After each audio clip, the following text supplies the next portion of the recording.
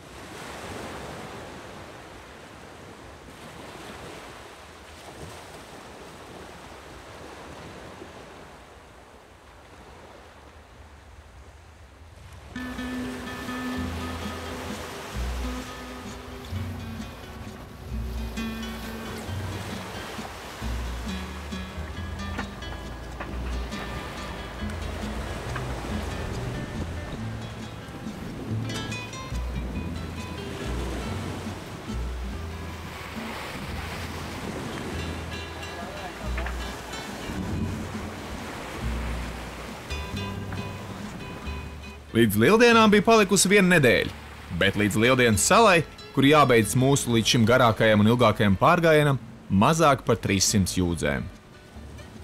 Likās, ka grūtākais aiz muguras, kas gan šoreiz nebija saistīts ar vētru vai lieliem viļņiem, bet ar apnicīgu vēja gaidīšanu un pat burāšanu prom no mērķa.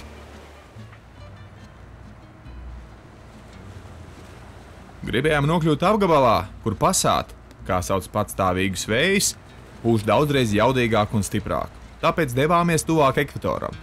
Un tas mums arī izdevās. Vējš sāka pūst nedaudz ņiprāk.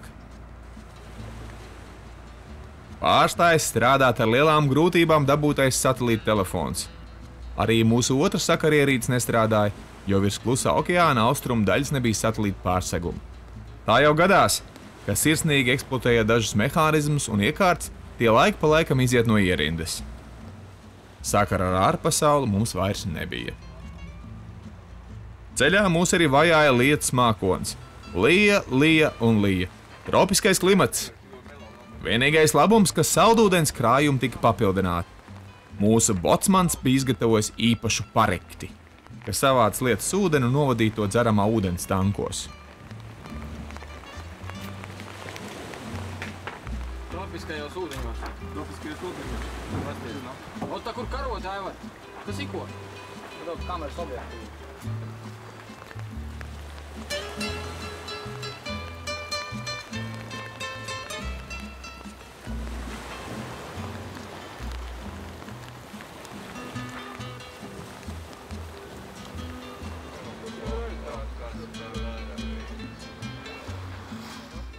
Sasnieguši Rapa Nui, kā Lieldienas salas sauc paši salinieki, bijām paveikuši 1/3 ceļu pāri okeānam.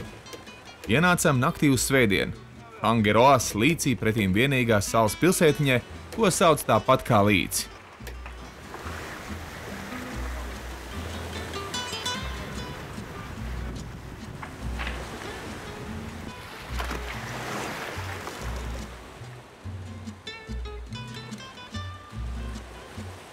Un skat, viena jahta jau priekšā.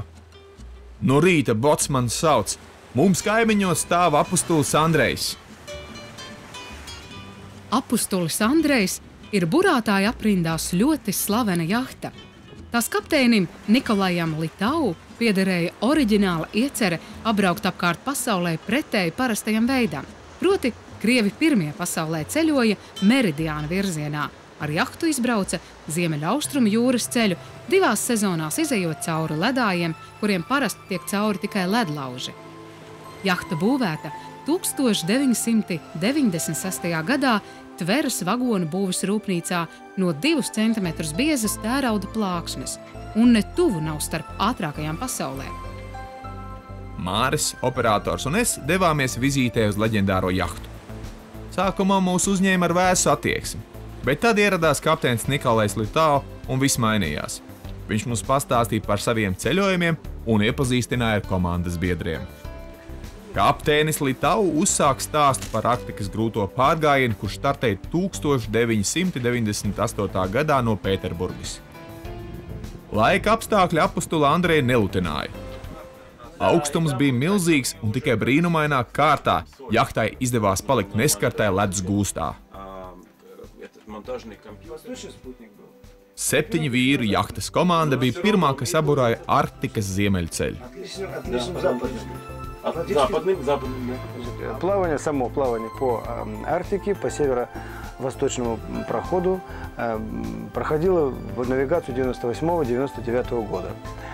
Мы, значит, стартовали из города Санкт-Петербурга в 96-м, в 97-м пришли в Петропавловск-Камчатский, и из Петропавловска-Камчатского после зимовки в 98-м вышли и пошли на Северный морской путь.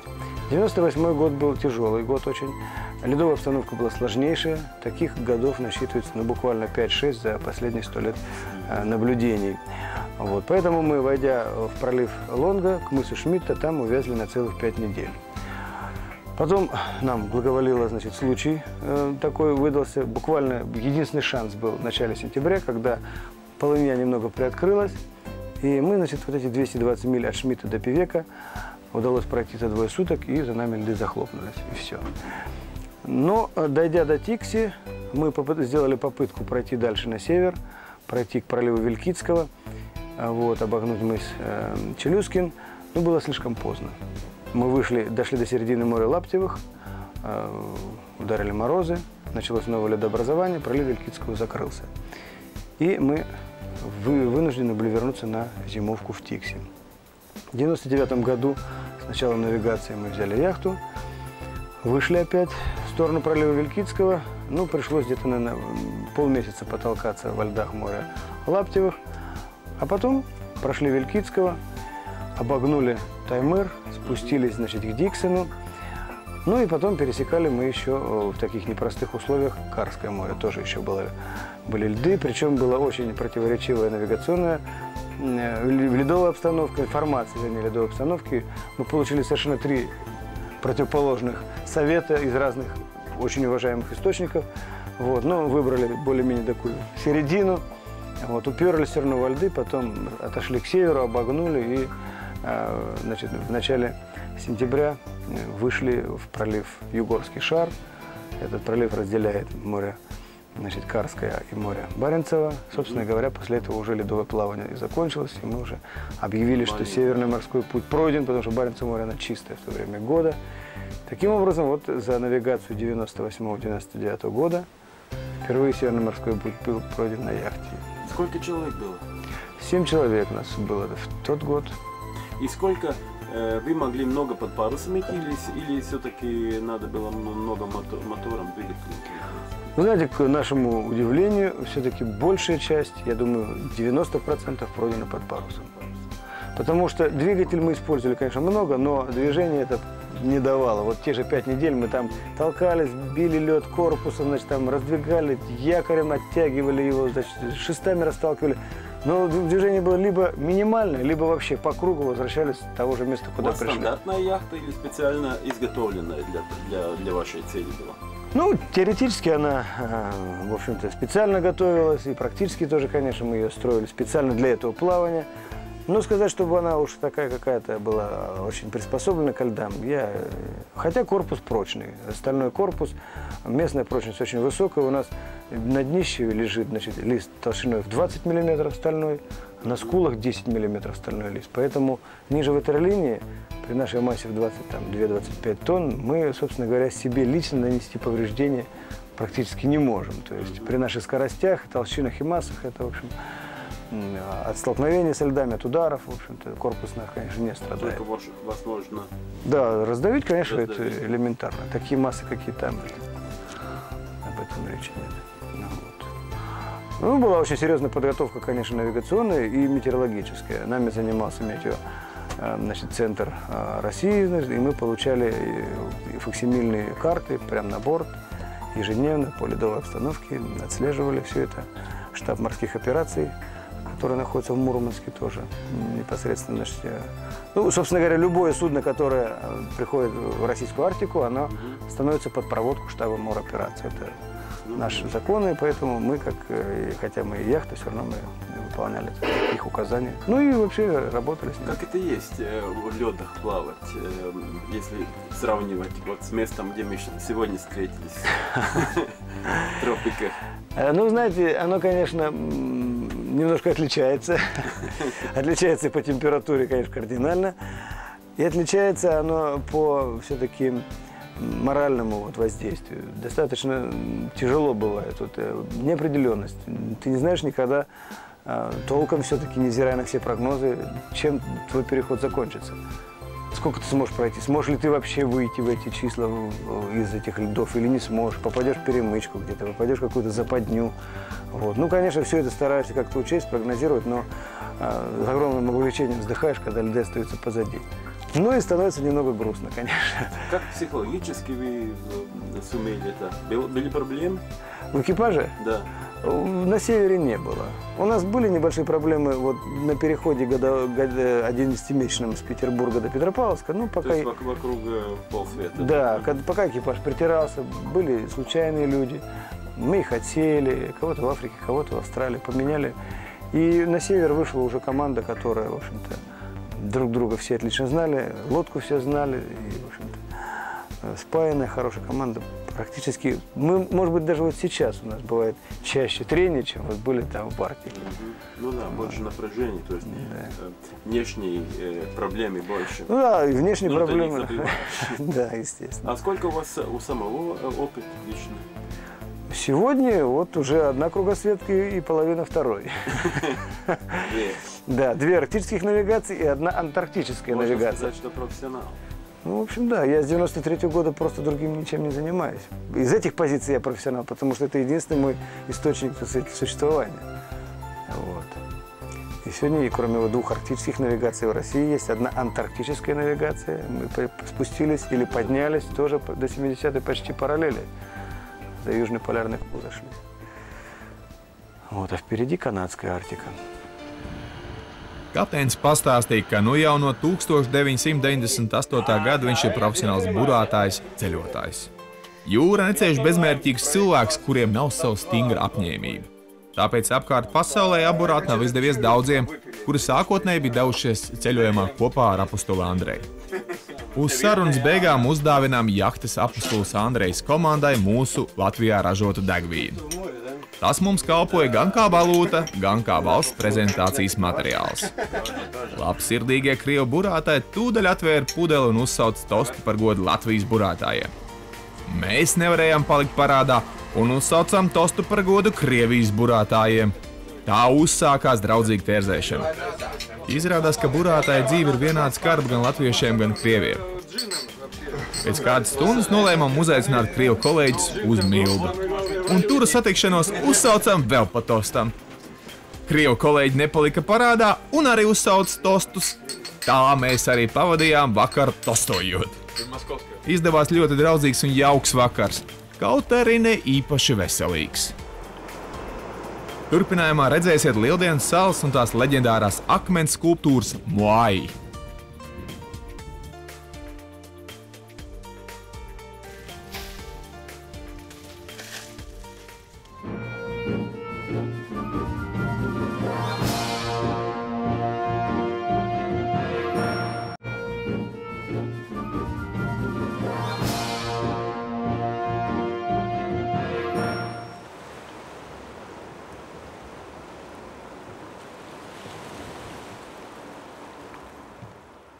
Sala, ko paši tās iedzīvotājs sauc par Rapanuju, savu tagadējo nosaukumu ieguva 1722. gadā, kad to lieldienu laikā apmeklēja pirmie eiropieši holandieši. Vēl šo vietu mēdz dēvēt par pasaules nabu, iespējams tāpēc, ka Lieldienu sala ir viena no pasaulē nomaļākajām vietām. Tuvākā apdzīvotā vieta, Pitkērne, ir vairāk nekā 2000 km attālumā. Bet Čīle, kurai sala pieder, ir vairāk nekā 3500 km attālumā.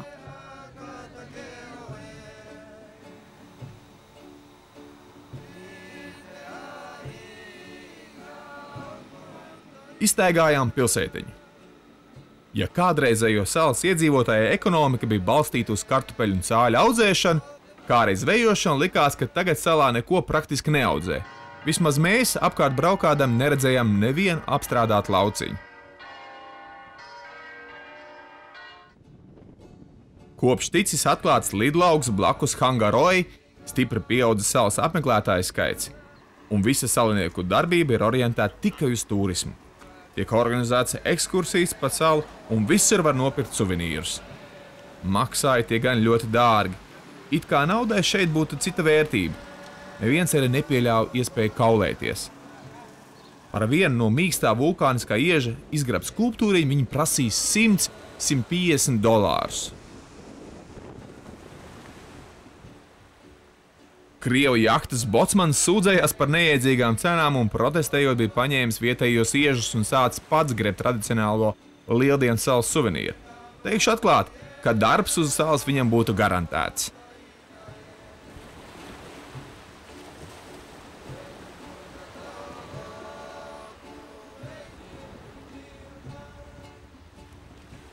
Rapa Nui ir 117 kvadrātkilometru liela, un tajā mīt apmēram 3000 iedzīvotāju. Neliela sala, nepārāk daudz iemītnieku, tomēr viena no interesantākajām vietām pasaulē. Jo visas tās uzdotās mīklas vēl nav atminētas, vai arī šiem atminējumiem ir vairākas versijas. Piemēram, no kurienes un kā šeit ieradušies pirmie iedzīvotāji.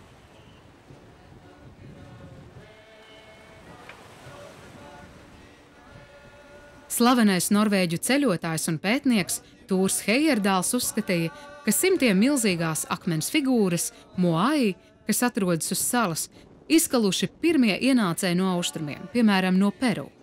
Savukārt vēlākie arheoloģiskie pētījumi runā par labu versijai, ka akmens statujas izveidojuši polinēzieši, kas arī bijuši pirmie šīs salas iedzīvotāji un ieradušies šeit nevēlāk par 4. gadsimtu mūsu ērā.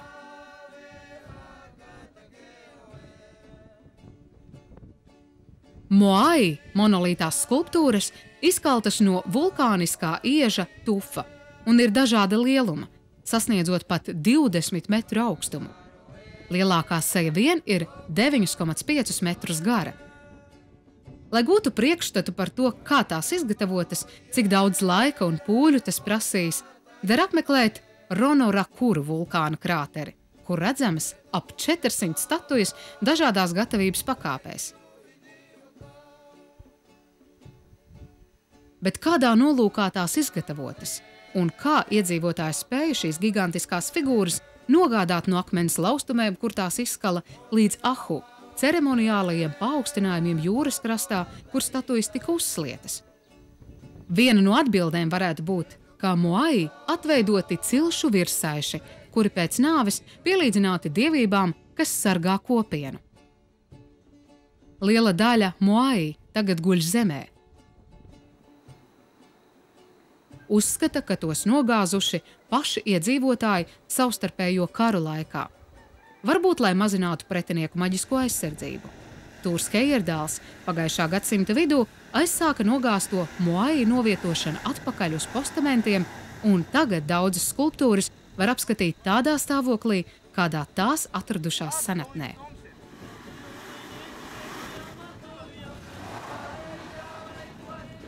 Heyerdāls arī bija tas, kurš salā atraka pārogļojušos koku slāni, pierādījumu tam, ka reiz šeit bijuši meži. Tādējādi tika nedaudz kliedēta neziņa par to, kā figūras pārvietotas, proti tās varētu būt atvilktas koka kamanās vai veltņos. Pirms tam bija grūti iedomāties, kā tas iespējams, jo eiropiešiem ierodoties, koku uz salas vairs nebija.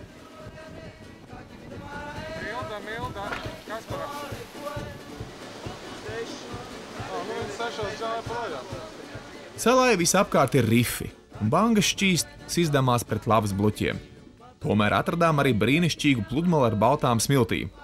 Rapa Nui ir brīnišķīgas niršanas vietas un paradīze zvejniekiem. Pastiep tik roku un dabū zivi.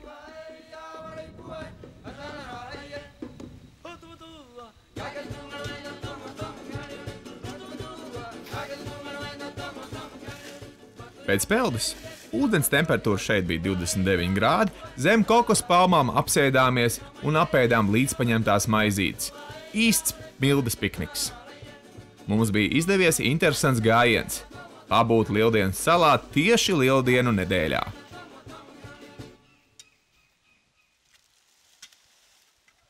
Šodien sala izskatās kā milzīga pļava, kurā precīzi nogludināti, kā izvirpoti, izvietojušies pamatīgi pauguri, vulkānu krāteri.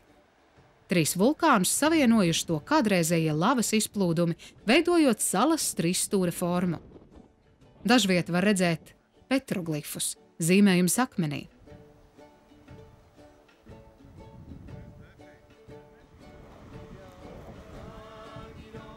Piemēram, atjaunotajā ceremoniālajā Orango ciemā atrastajos akmens grabumos attēlots figūras ar cilvēka ķermeni un putna galvu. Antropologi runā par putna cilvēku kultu, kas šeit pastāvējis. Mīts vēsta, ka tālumā redzamajā Montonui salā olas perējs putns, kas ir salas galvenā dieva inkarnācija. Ik gadu cilts sacentās, peldot pakaļ olām, kuram pirmajam izdevās olu iegūt, tas kļuva par putna cilvēku un ieguva īpaši augstu statusu un varu salas sabiedrībā.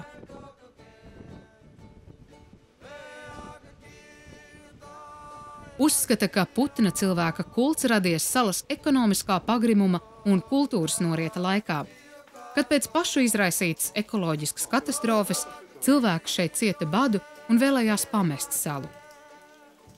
Vienīgā iespēja, kā īstenot šo vēlmi, būtu iegūt maģisko spēju lidot, pārtopot putnā.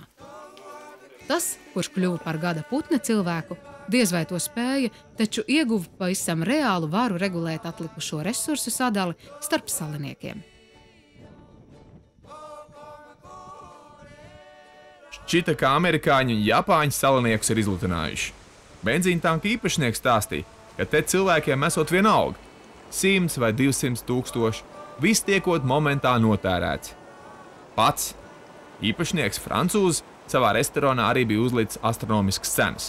Kā viņš teica, pats nevarot atļauties ēst savā restorānā, tāpēc dodoties uz vienkāršo Lieldienu burgeru vietu blakus ielā. Domājam, ka viņš joko, bet nekā, nākamajā dienā tieši tur arī viņu satikām. Uzsākām draudzīgi tērzēt, un viņš mums pastāstīja daudz interesantu lietu. Pēc vietējiem likumiem ienācējiem uz salas nekas nevar piederēt. Ja vēlies biznesu, tad precies ar kādu no vietējām meitenēm. Mūsu sarunbiedrs francūzs tā arī bija izdarījis. Pēc tam viņš bija apmācījis šo meiteni strādāt virtuvē, un nu viņa strādā viņa restorānā. Tagad pēļņa esot gandrīz 100%, bet viena nelaime. Lielā peļņa beidzās tajā mirklī, kad es nolēmu šķirties no meitenes. Visa manta paliek uz Lieldienas salas, bet tu pliks varat doties kaut vai uz visām 4 debesu pusēm. Sarežģīts biznes, bet franči ir viltīgi.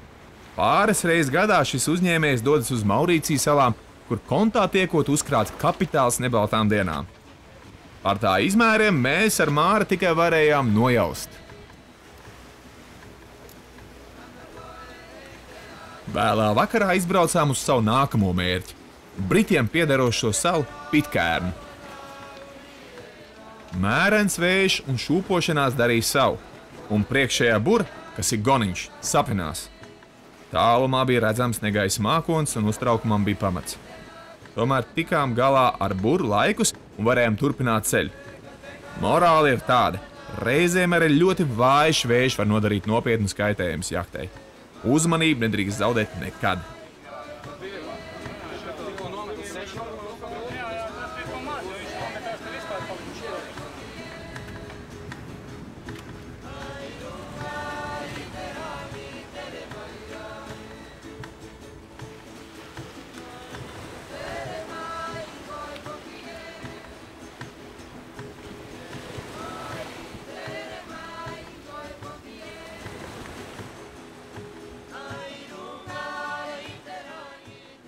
No Lieldienu salas jahta Milda devās uz 1166 jūdžu attālo Pitcairnu.